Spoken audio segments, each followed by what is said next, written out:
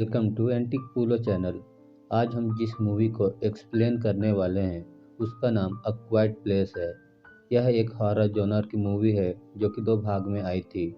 अ quite place 2018 में आई थी। इसे IMDb पर 7.5 की रेटिंग मिली है। वहीं अ क्वाइट प्लेस का दूसरा भाग 2020 में आई थी, जिसको हम अगले वीडियो में बात करेंगे। अ क्वाइट प्लेस अलग तरह के कॉन्सेप्ट पर बनी मूवी थी, जिससे इंस्पायर होकर और भी फिल्में बनी।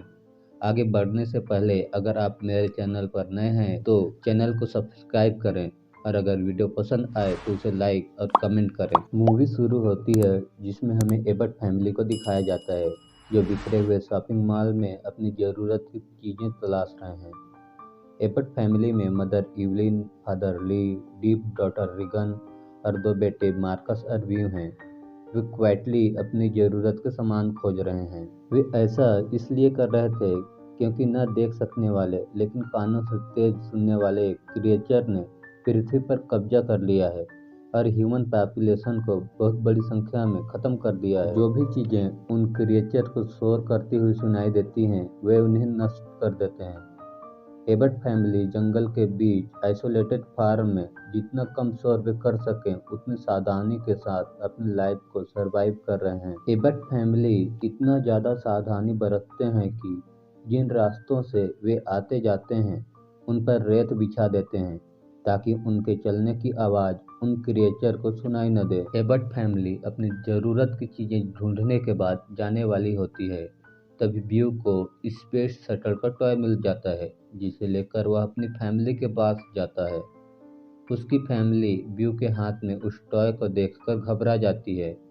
उनका घबराना भी सही है। अगर उस टॉय से आवाज़ शुरू हो गई तो उनकी फैमिली डेंजर में आ जाएगी। ली बड़े आराम से व्यू के हाथ से टॉय को ले लेते हैं और टॉय और बैटरी को टेबल में रखने के बाद व्यू को समझाते हैं कि इसे यहीं रहने दो, और वे अपने घर के लिए चल पड़ते हैं।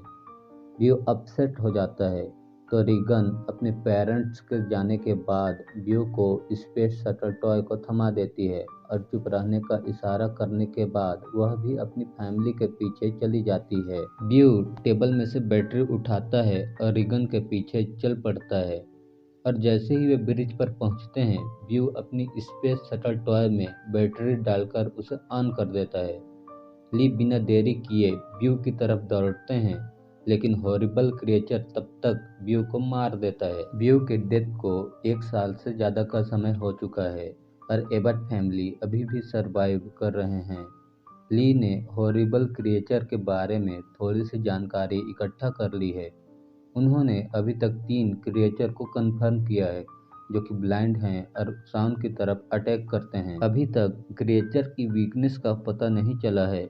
ली रेडियो फ्रीक्वेंसी की सहायता से दूसरे देशों से संपर्क करने की कोशिश करता है, लेकिन कहीं से भी कोई रिस्पॉन्स नहीं आता है। रात के खाने का समय हो जाता है। वे टेबल पर एक दूसरे का हाथ पकड़कर प्रार्थना करते हैं और खाना खाते हैं। खाना खाने के बाद रेगन और मार्कस खेल रहे होते हैं। तभी मार्कस के हाथ ली जल्दी से उस आग के ऊपर कंबल को डालकर उस आग को बुझा देता है और सभी को चुप रहने का इशारा देता है। लेकिन तब तक कांच के टूटने की आवाज़ को सुनकर क्रिएचर आ चुका था। सभी लोग अपनी आवाज़ को दबाने की कोशिश करते हैं और क्रिएचर वहां से चला जाता है। लेकिन जब हम देखते हैं कि एक चूहा चलते हुए आवाज़ कर रहा था तो क्रिएचर उसे मार देता है। रेगन बहरी थी तो ली उसके लिए हियरिंग एम्पलीफायर बनाता है। अगले दिन जब रेगन ली के पास जाती है तब ली उसे हियरिंग गैजेट दे देता है। ली और मार्कस फिशिंग के लिए जा रहे थे। रेगन भी उनके साथ जाना चाहती थी, लेकिन ली उसे अपने साथ नहीं ले गए। रेगन अपने कमरे में आती है। वह गुस्से में थी क्योंकि ली उसे फिशिंग पर अपने साथ नहीं ले गए। वह हियरिंग गैजेट को बिस्तर पर फेंकती है, लेकिन जब उसका गुस्सा शांत होता है वह हियरिंग गैजेट को चेक करती है तो उसे पता चलता है कि वह काम कर रहा है। रीगन बैग में कुछ सामान रखती है और साथ में स्पेस शटल टॉय को भी रखती है और ब्रिज के लिए निकल पड़ती है। ली और मार्कस नदी आते हैं और फिशिंग ट्रैप से मछलियां निकालने लगते हैं। मार्कस पहली बार जिंदा मछली को छूने से डर जाता है। ली और मार्कस को हम पहली बार झरने के बीच बातें करते हुए देखते हैं। झरने की आवाज से क्रिएचर को ली और मार्कस की आवाज सुनाई नहीं देती है और ली यह बात अच्छे से रेगन ब्रिज तक पहुंच जाती है और ब्यू को श्रद्धांजलि देने के लिए स्पेस टॉय को रख देती है। रेगन ब्यू के डेथ की वजह खुद को मानती है। रेगन का मानना है कि अगर उसने स्पेस टॉय को ब्यू को न दी होती तो ब्यू आज भी उनके साथ होता। उधर ली और मार्कस घर वापस आ रहे थे। रास्ते में उन्हें एक बूढ़ा आदमी मिलता है जिसकी पत्नी को उस क्रिएचर ने मार दिया था।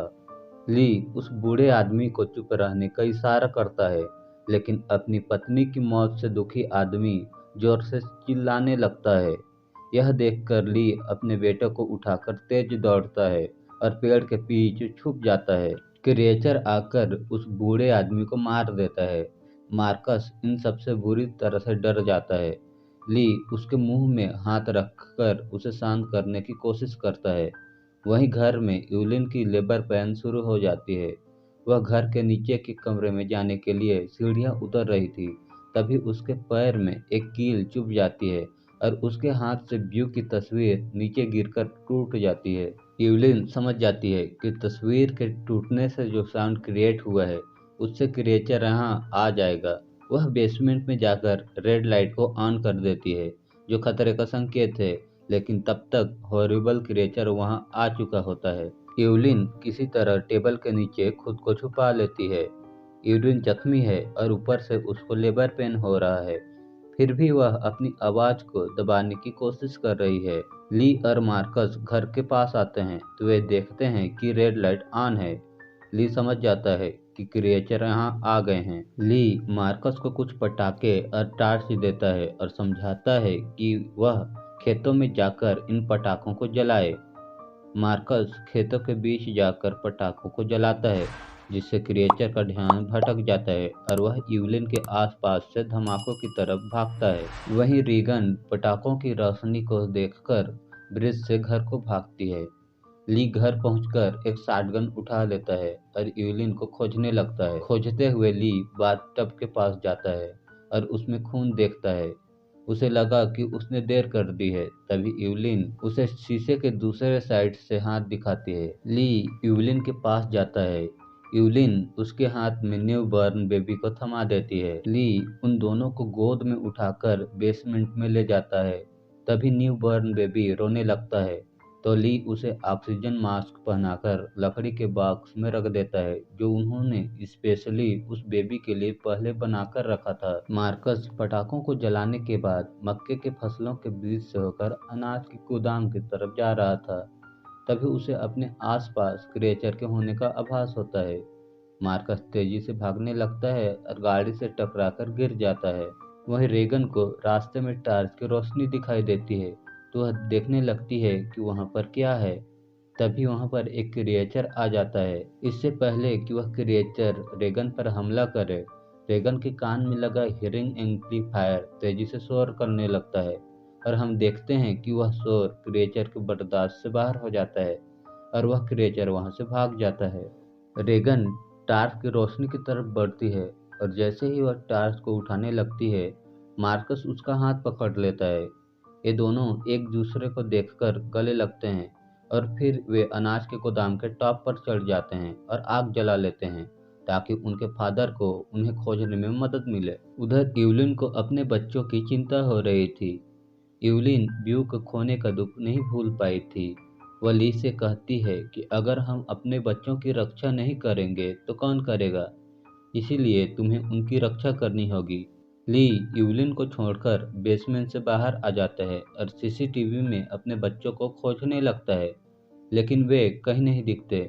इसलिए ली उन्हें खोजने के लिए घर से बाहर निकल आता है।